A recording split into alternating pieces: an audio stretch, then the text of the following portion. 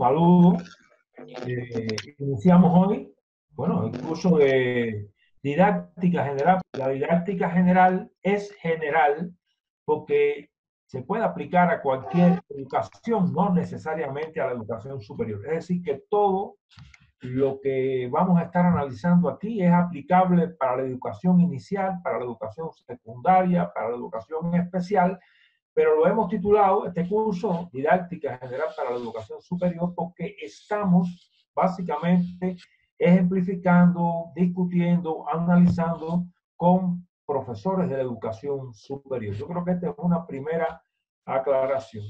Otra cuestión que me parece también muy importante es, de hecho, plantear que hay una intención inicial en este curso porque hay una confusión básicamente en América Latina, aunque no exclusivamente en América Latina, con relación a lo que es la didáctica general. Muchas veces se habla, y podemos encontrarlo incluso en escrito, en lugares importantes, que la pedagogía, que la didáctica son tecnologías. O sea, se habla de que son tecnologías, es decir, la persona que tiene una especialización, digamos, en matemática, en física, para poder actuar como profesor, digamos, en una universidad, pues tiene solamente que conocer algunos elementos tecnológicos. Y por esa razón se ha concebido por algunos que tanto la pedagogía como la didáctica, que son dos ciencias diferentes, y eso es algo que queremos aclarar muy particularmente, pues que son más bien tecnologías. E incluso a veces encontramos en la literatura, en la bibliografía, incluso especializada, que tanto la pedagogía como la didáctica más bien son artes. O sea, que hay cierta inspiración artística que permite que seamos consecuentes, que seamos efectivos en nuestro trabajo profesoral. Es decir, que ustedes podrían encontrarse en determinados documentos que tanto la didáctica como la pedagogía son tecnología o que son sencillamente artes. Ambas son posiciones artísticas y que hay que tener cierta connotación. Y no vamos a negar que tanto la pedagogía como la didáctica de otras ciencias además tienen algo de artístico. Por ejemplo, hay una cuestión muy personal, donde somos capaces de proyectarnos con mucha efectividad, con mucha posibilidad de atrapar la atención de nuestros estudiantes, y entonces en alguna medida no podemos negar que hay ciertas posibilidades artísticas y ciertas características histriónicas de algunos docentes que dejan una huella más profunda que otros.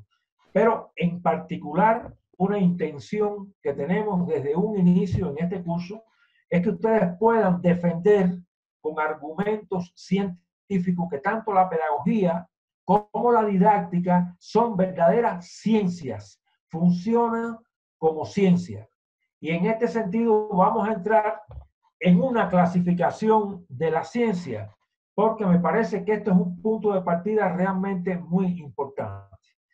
Nosotros creemos que en sentido general, esta clasificación que aquí presentamos sobre la ciencia en lo particular, en lo general, es la que más se ajusta. O sea, se hablan de ciencias formales, que en algunas ocasiones la llamamos ciencias fácticas. Y que estas ciencias formales, pues, forman parte de ella la matemática. ¿Por qué? Porque la matemática no tiene un objeto de estudio determinado, sino que usted desde diferentes posiciones puede utilizar recursos matemáticos. Y esto es muy interesante. Es decir, si yo soy un investigador en el campo de la física, yo voy a tener métodos matemáticos que puedo aplicar en el campo de la física. Y aquí vemos una aplicación de la matemática a la física. Pero, por ejemplo, si soy químico, si soy biólogo, también en la metodología investigativa yo puedo aplicar recursos matemáticos, es decir, tanto a la química como a la biología, o desde el punto de vista geográfico, para hablar de las ciencias naturales, pues entonces de hecho yo puedo aplicar la matemática, o en el campo de las ciencias sociales continuamente estamos trabajando con por ciento, continuamente estamos trabajando con medias, con modas, etcétera, etcétera. Y esto nos hace ver que, por ejemplo, la matemática es una ciencia, no hay duda, pero que no tiene un determinado objeto de estudio, sino que ella se aplica a diferentes ciencias, a diferentes especialidades. También la lógica, vamos a estar hablando mucho de la lógica. La lógica, en primer lugar, es uno de los objetos de estudio de la filosofía. Por tanto, esta lógica puede aplicarse en diferentes ciencias, en todas las ciencias, en todas las concepciones científicas.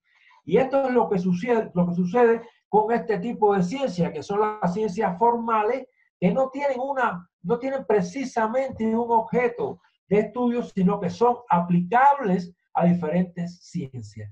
Y después tenemos el campo de las ciencias naturales, donde tenemos la biología, la geografía, la física, la química, un grupo de ciencias que estudian realmente los procesos, los fenómenos, los objetos de carácter natural, y entonces se agrupan estas ciencias que estudian objetos, fenómenos y procesos naturales dentro del grupo de las ciencias naturales. Y tenemos también las ciencias sociales, donde estudia la sociedad, la cultura, etc.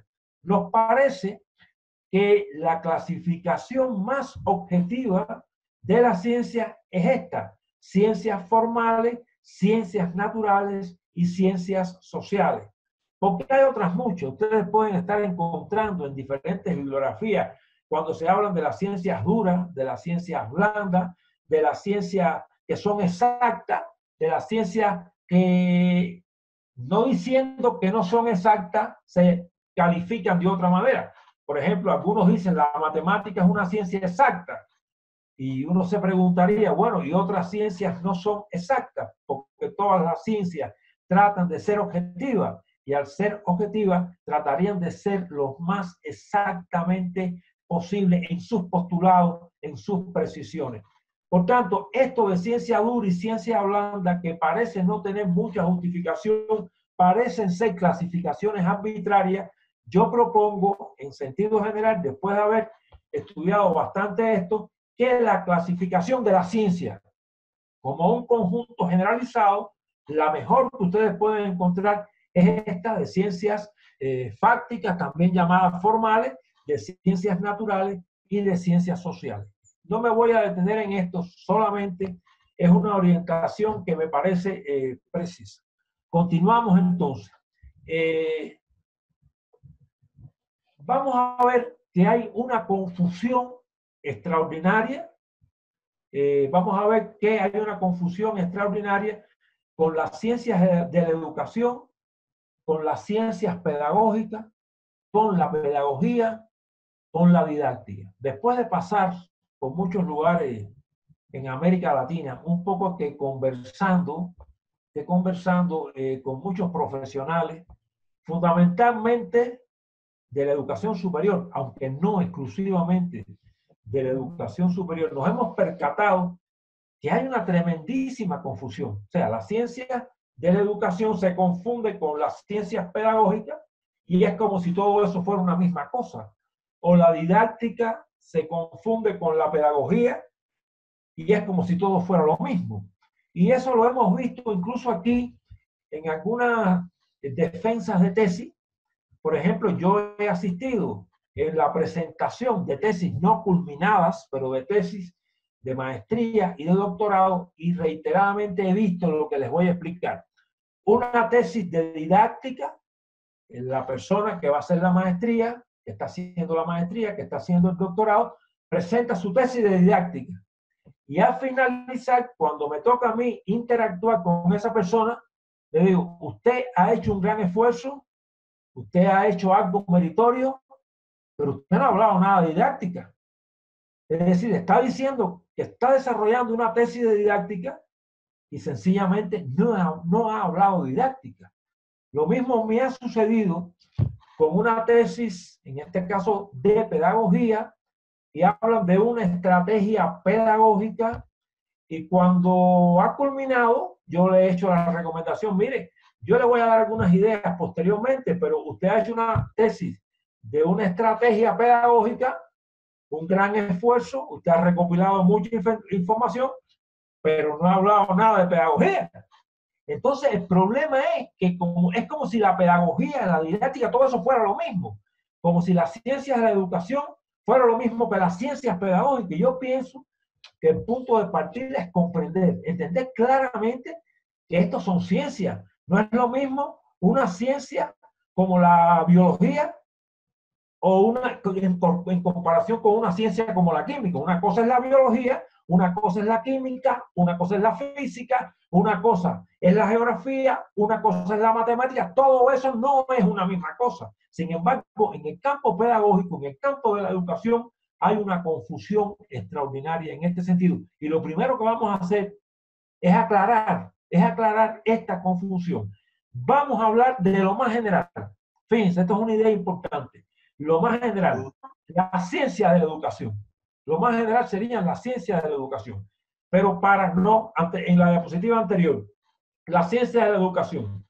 Para poder conocer las ciencias de la educación, en primer lugar, tenemos que saber, entender qué cosa es la educación. Por tanto, hay un grupo de ciencias que tratan la educación. Y la primera pregunta es, ¿qué es educación? ¿Cómo se define educación? Bueno, en primer lugar, la educación es un sistema de influencia. Fíjense ustedes, esto es una cuestión inicial muy importante. Es un sistema de influencia. Quiere decir que son muchas influencias operando, actuando de manera sistémica. Si son muchas las influencias educativas, podríamos llegar inicialmente a una conclusión importante. Nadie educa a nadie. Y uno no se puede educar a sí mismo por sí solo. De manera que la educación no es algo que genera a alguien, sino que es un sistema complejo de influencia. Por tanto, estamos en la institución académica, estamos en la universidad o estamos en cualquier institución de carácter educacional y se está produciendo un fenómeno de educación, pero se está produciendo también desde otra perspectiva, porque usted se educa mediante los medios masivos de comunicación, usted se educa mediante las influencias religiosas, usted se educa mediante las influencias de su familia, usted se educa mediante las influencias comunitarias. Y cuando usted viene a ver, usted está sentado o sentada frente a la televisión y usted está recibiendo influencias educativas. Cuando usted va a una reunión religiosa, usted recibe influencias educativas. Cuando usted se une a un amigo, a un compañero determinado, a un pariente, usted está recibiendo influencias educativas. De forma tal que, en términos generales, la educación es un sistema complejo de influencia dirigida a desarrollar capacidades intelectuales, morales, afectivas, lo cual implica transmisión de cultura, que es todo lo que heredamos de los conocimientos, de las tradiciones, todo lo que heredamos, todo lo que nos llega a través de todo ese sistema de influencia, perdón, es cultura. Es todo lo que se ha recopilado en conocimiento, en comportamiento, en conducta, todo lo que se ha recopilado en toda la experiencia de la humanidad. Eso es la cultura. Y también esa educación nos está preparando, nos está formando desde las normas de convivencia social. Hay una primera aclaración aquí, y es que aunque trabajamos en una institución académica, aunque somos esencialmente educadores, tenemos que tener en cuenta que las influencias educativas están más allá de la institución académica.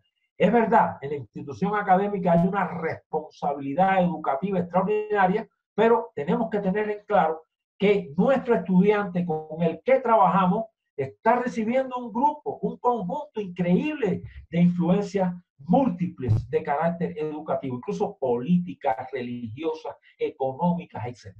Eso es algo que nos hace comprender que el concepto educación es un concepto complejo y que las influencias educativas son de hecho múltiples. Hay una expresión de José Martí, pienso que todo el mundo conoce a José Martí, poeta, escritor, periodista, maestro cubano, nació en 1853, murió en 1995. José Martí dijo: la educación comienza en la cuna y termina en la tumba. Es decir, que el ser humano está recibiendo continuamente a lo largo de toda la vida influencias educativas. Nosotros incluso desde una perspectiva universitaria e incluso post-universitaria podemos estar visualizando ejemplos, podemos y de hecho estamos recibiendo influencias de todo tipo que son educativas y podemos transformar nuestra conducta lo mismo a los 14 que a los 18, que a los 45, que a los 50. Esa idea de que la universidad es solo para instruir y no para educar es muy errónea. Lo vamos a ver en este curso. No hay instrucción sin educación, ni educación sin instrucción. Nosotros a lo largo de nuestra vida estamos influidos desde el punto de vista educativo y podemos aprender y transformar nuestras conductas. Por eso Martí decía, la educación comienza en la cuna y culmina en la tumba. Estamos influidos educativamente de manera continua a lo largo de todo el tiempo de nuestras vidas y podemos valorar, ejemplificar, transformarnos, asumir nuevas posturas, no importa la edad que tengamos. Por tanto, hay un paradigma erróneo que se educa cuando uno es pequeño. Y ya cuando uno tiene cierta edad, ya no se puede hacer nada. Sí se puede hacer. Incluso hay reeducación en los centros penitenciarios.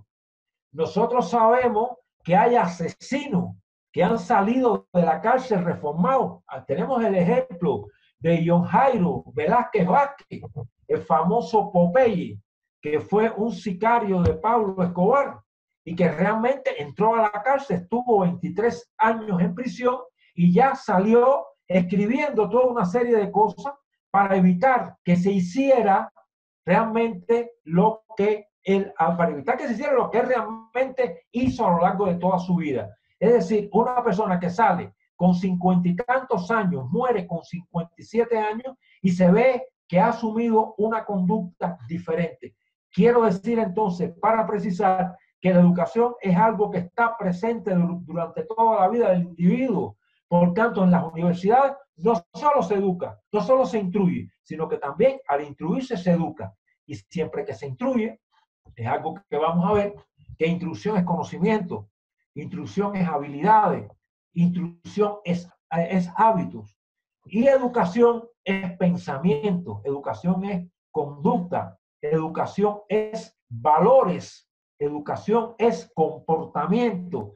Por tanto, no es lo mismo instruir que educar, pero hay una unidad dialéctica, una relación que se establece entre estos dos términos, porque no podemos solo instruir sin educar y no podemos solo educar sin instruir. Ambas cosas están juntas siempre, son conceptos que se excluyen y se presuponen. Por eso es que en sentido general nosotros consideramos y proponemos en este curso que se tenga en cuenta esto que mostramos acá.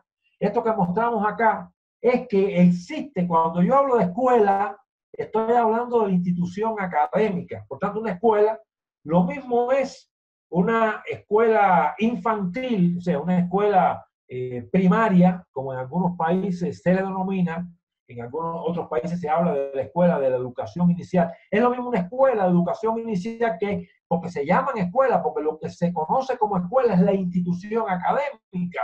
Por tanto, es una escuela, una institución primaria, una institución secundaria, una institución universitaria. Y este término se usa mucho en diferentes países. Nosotros aquí estamos hablando de la escuela académica y por tanto también ahí existe una organización escolar. Y vemos esto que es muy importante y es que hay una relación, producto de que la educación tiene un sistema de influencias múltiples, tiene que haber una relación entre la escuela, la familia de los escolares. Esto tiene más influencia en los niños y jóvenes, pero también ha de tener una influencia en la institución universitaria. porque nosotros tenemos que desarrollar todos estos procesos educativos, todos estos procesos instructivos, no desligados de la familia de los estudiantes.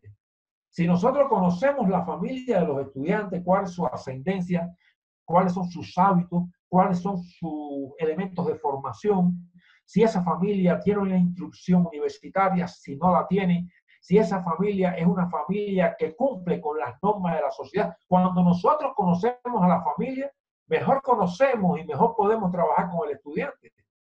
Por tanto, en muchos lugares del mundo se crean expedientes escolares, expedientes académicos, donde hay una serie de anotaciones importantes que nos están hablando de la ascendencia de ese estudiante, para poder conocer de dónde procede, si es de una familia intelectual, si es de una familia de obreros, si es de una familia con una influencia religiosa marcada, o si es de una familia donde hay una serie de disfunciones, como por ejemplo alcoholismo, droga, etc. Todo esto nos ayuda mucho a nosotros a comprender y a podernos ayudar desde los padres, desde los familiares, a que el trabajo que hacemos con los estudiantes tenga un apoyo familiar. Esto es una cosa importante. Otra cosa es que la institución académica, la escuela, no puede estar divorciada para la comunidad. La comunidad es aquella parte de la sociedad más estrecha, más cercana, donde vive el estudiante.